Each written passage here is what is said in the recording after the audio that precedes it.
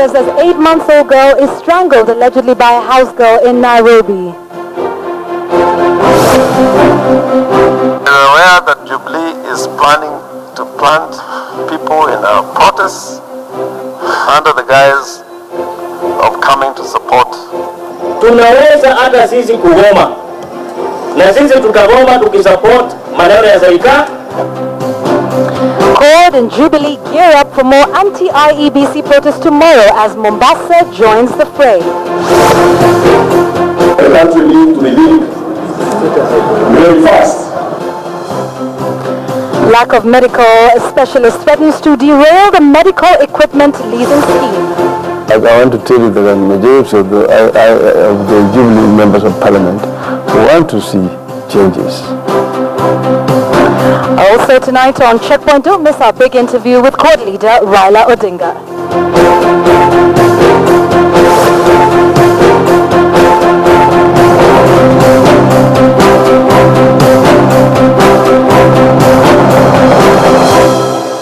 Looking for your feedback tonight? The hashtag is Checkpoint. Let's start the show.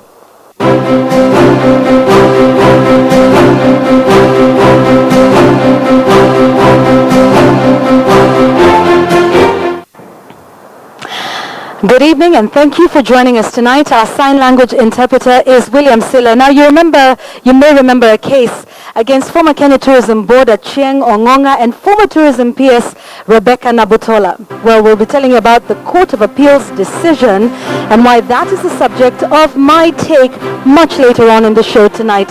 But first, let's bring you the top stories on the show tonight. We'll start off on a rather tragic note. A couple in Nairobi's Umoja estate are struggling to come to terms with the death of their 8-month-old baby who was strangled to death, allegedly by their house help. The couple says they left a healthy, happy baby in the hands of their house help who had worked there for only 5 days. 2 hours later, the little girl was dead. Painful tears, mourning the loss of a once jovial daughter whose life was taken away abruptly.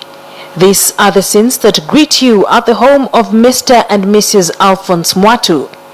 The height of wickedness portrayed itself after tragedy befell their 8-month-old daughter Stephanie Nzisa Wambua at their home in Nairobi's Umoja 2 estate. Okay, after tomorrow, I don't know, everybody will be gone. Tutache tukiwa wawili. I don't know venye tutaishi. The really hope has gone. Because the time I was leaving, she was very much okay. Alphonse and his wife, like any other hardworking parents, said goodbye to their baby and left for work. But little did they know that it would be the last time they would see her alive. Nilikuwa tu hapo stage nika feel something. I went back to msichana wa kibada. Nikamshuku my sister anaweza sahau ukimwona hapa pekee. Just make her arudi achukue mtoto. Calls from Stephanie's aunt at around midday prompted them to rush back home, but not even their efforts to reach the hospital in record time could save the life of their child. So I was thinking nikija hapo nitapata mtoto wangu na madaktari ama na nurse akikaa chini. But when I entered that room, nikapata sister, she was sobbing that bed. And then I said the maid was there. A woman they had entrusted with the care of their daughter and had only worked for them for 5 days did the unthinkable. And as Alphonse narrates, her behavior was rather unusual. Kwa msana mwenye amekuja kufanya kazi ni kwa msana mwenye akona nia fulani juu. Ungemtuma kitu akuangalie tu. Juu nakumbuka Monday asubuhi nilimwambia nipanguzie viatu juu mama alikuwa shatoka mapema zaidi hiyo siku. Na mimi nilikuwa nimetoka kitu saa 3 hivi. Nilikuwa yeye na Eva nikamwambia hebu chukua viatu ziko hapo nje nipanguzie ndizo navaa.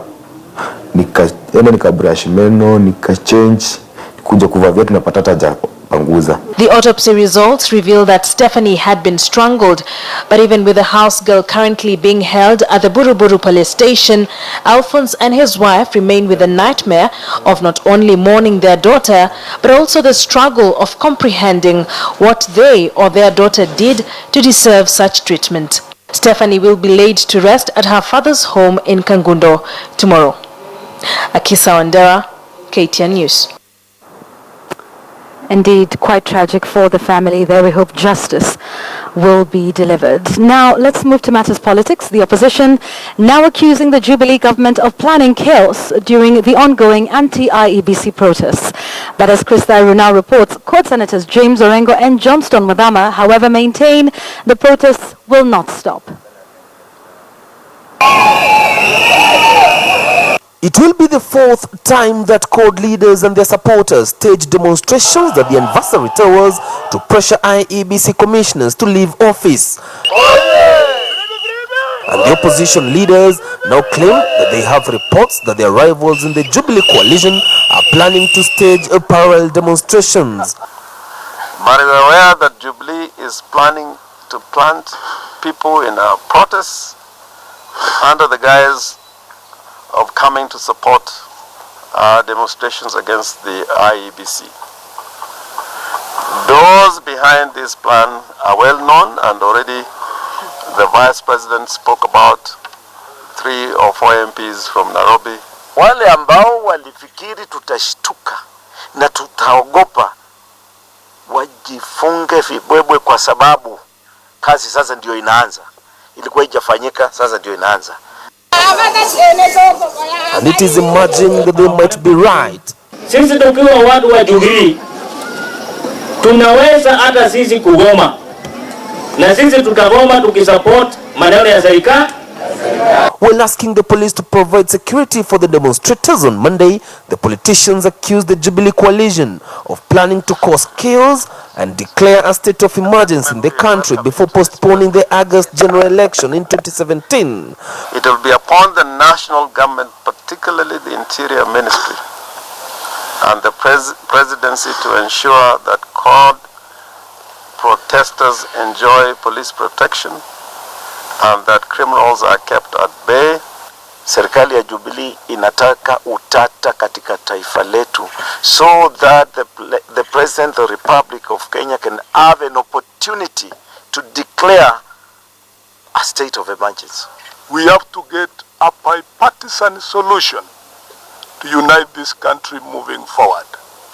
If he finds leading this country is difficult, please leave Kenya as you found it.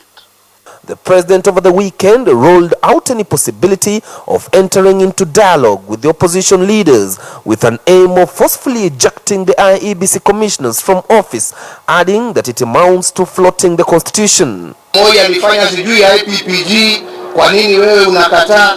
Mimi nasema hivi, jameni, tuwe wanafunzi wa historia, si ni kweli?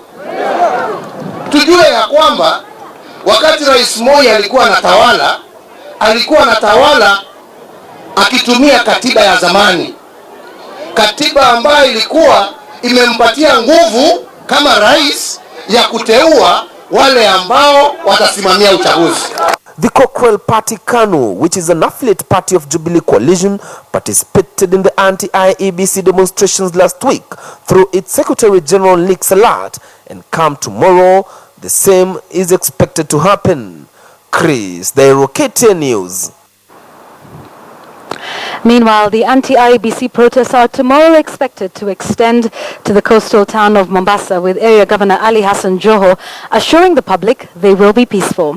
Speaking after attending a church service at Shalom Church, Joho urged the police to provide security as they present their petition to the IEBC officers in Mombasa. The area has not experienced any demos since they were announced by CORD leaders over 4 weeks ago.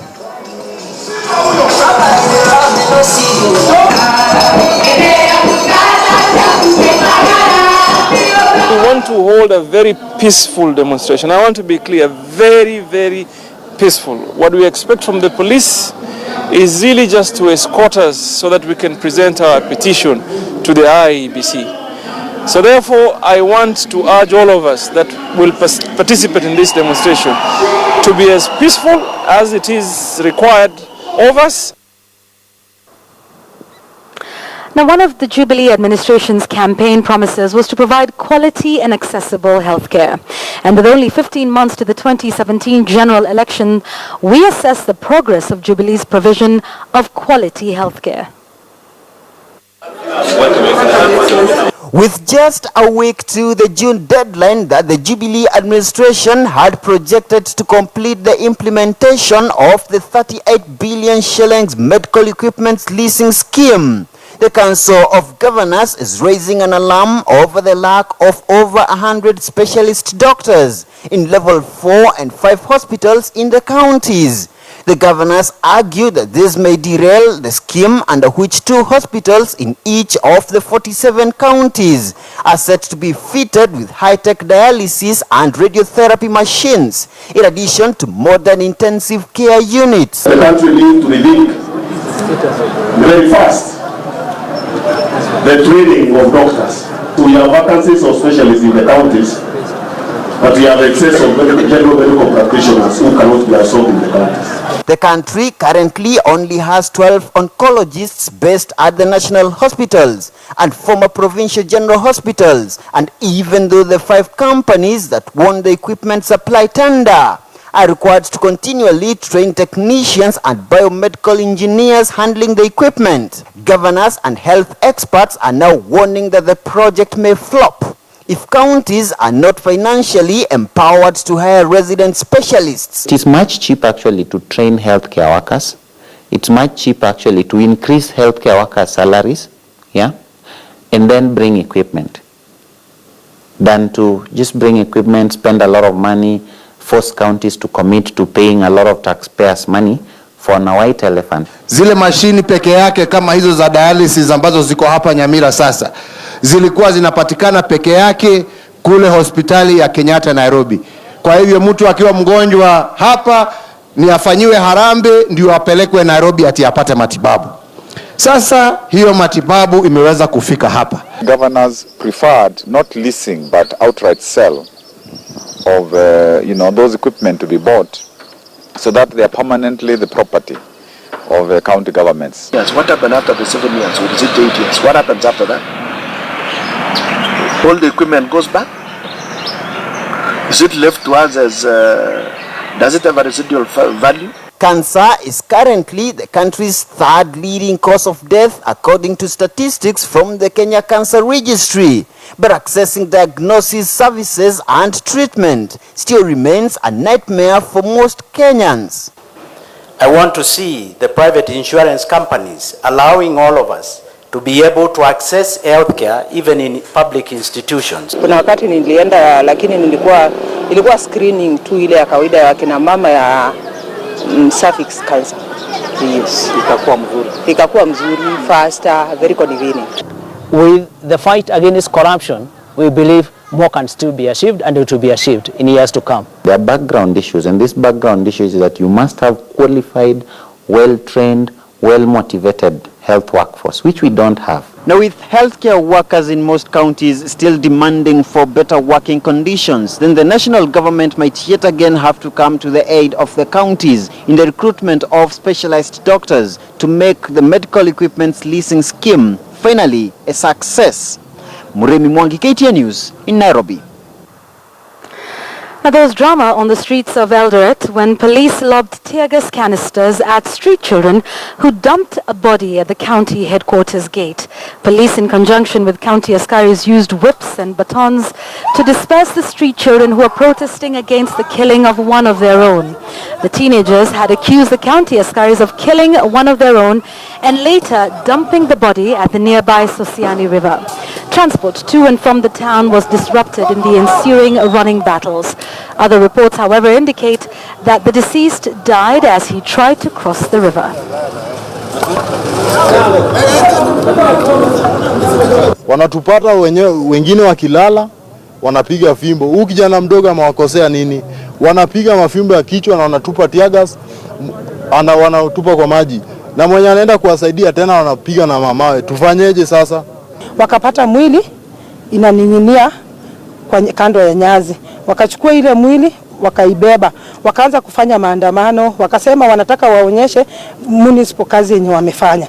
Sasa kufika hapa hivi municipal wakaanza kupia tear gas, wakaanza kuwatandika, wakaanza kuwafukuza. Hivyo tu. Edwin Kipsang and Valerie Jameli are the winners of the inaugural Gynocare Fistula Half Marathon that took place in Eldoret. The 26-year-old Kipsang trailed Albert Kangogo from the 5-kilometer mark and remained tucked behind him up to the 10-kilometer point, from where he sped to victory in 62.05 minutes. Albert Kangogo finished second, while Abraham Kipsisi was third. Kipsang, who comes from Kapsabet, used the competition to prepare for the 10-kilometer race in Casablanca this weekend. Valerie Gemelli, who won the 2015 Cas Marathon, strolled to victory in 1 hour, 21 minutes and 8 seconds, ahead of Pascaline Jebkorir and Alice Kibor. The race was organized by Gynecare Fistula Foundation and was used to create more awareness for the general public on fistula ahead of the International Fistula Day.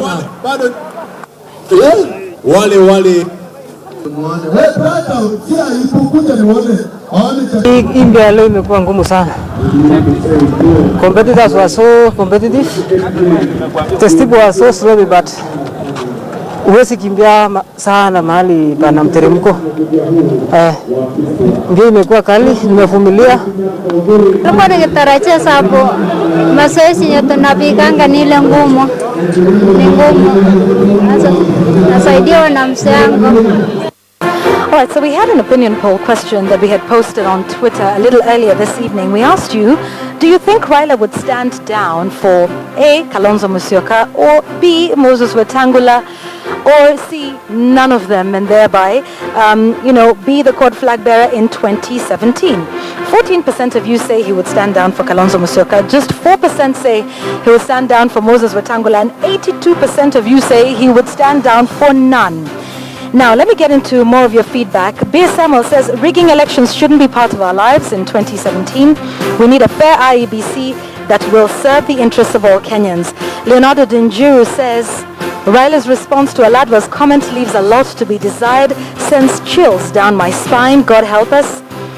Amos Sogembo says, our protest the constitutional way of disbanding IEBC. Is he not the one who constituted IEBC? More outrage over that statement regarding George Aladwa's statement. Gavara says, outrageous that Raila stands by Aladwa's statement about people dying kiasi in the event of a rigged vote. Joshua Murgo says, why contemplate rigging, sensing defeat? Sorry, there will never be any battle. Wamadhangania, I hope I got that right, says, simply Raila Odinga has said he only has one option for 2017, win. No way he will lose, and if he does, we go down with him.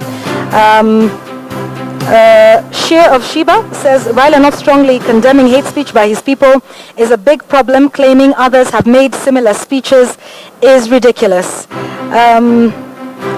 Another one, Chitai Murabula. Dr. Chitai Murabula says the statement by Alado was an outright incitement to violence. There is no way it can be defended. Many of you taking issue with that, including Makodingo, who says, as Raila Odinga declines to disown Alado's comments about people dying in 2017 if elections are rigged. Really, Baba? Really? Yeah, so more of your statements on that. Thank you for your feedback tonight. Let me see if I have time for one more. Tweety Nibra says, IEBC must go because as a civilized nation, we cannot allow an ethnocratic kleptocracy to hold us hostage with corruption. Maluki says, nowadays in Kenya, protesting, which is your constitutional right, is now your gateway to a proper police chase. Madok Emisembe says, tell Baba to involve the youth in strategy as opposed to only picketing. And then, of course, there was also some more reaction to our top story tonight, which was of the strangulation of a baby allegedly by the house girl. Nahashan87 says, I don't believe in maids taking care of kids while the parents are away, but I understand the economics behind such moves. Those are your views tonight. We thank you very much for sharing them with us on Checkpoint. Thanks for that. But, we're not done with the show yet. As you know, we have our editorial every single week, and we want to get to that now. So, finally, this is my take. Tonight, we focus on an issue that seems to have been overshadowed by the loud arguments on the status of the man named Boniface Manono, who was clobbered by police last Monday. Now, as the confusion went on, elsewhere in the courts, a startling decision was made. The Court of Appeal upheld the conviction of former Tourism Permanent Secretary Rebecca Nabutola and former Kenya Tourism Board boss Achieng Ongonga in a fraud case. While that would have passed as just one of the many cases in the corridors of justice, something about the figures involved simply did not add up. The two government officers had been found guilty of failing to follow procurement procedures, thereby causing a loss of 8.9 million shillings to the taxpayer. Notice that figure, take note of it, 8.9 million. But for that offense, the court asked them to pay a fine of, get this, 500,000 shillings each.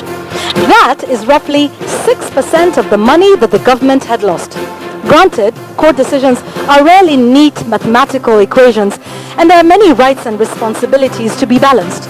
But at a time when corruption is arguably the single most problematic national issue, shouldn't there be a place for deterrent sentences coming from the courts? What is to stop someone, therefore, from stealing billions of shillings from you, the taxpayer, if all they will get is a slap on the wrist from the courts? This has nothing to do with these two public officers who might still appeal at the Supreme Court and get a totally different judgment. This is about the message sent by the courts to would-be perpetrators of corruption that graft can indeed be a lucrative investment. Corruption in the country is tenacious, and it can only end if engaging in it becomes an extremely expensive affair everywhere. That is my take tonight.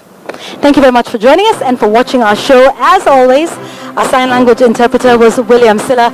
My name is Yvonne Okwara Matole. Good night.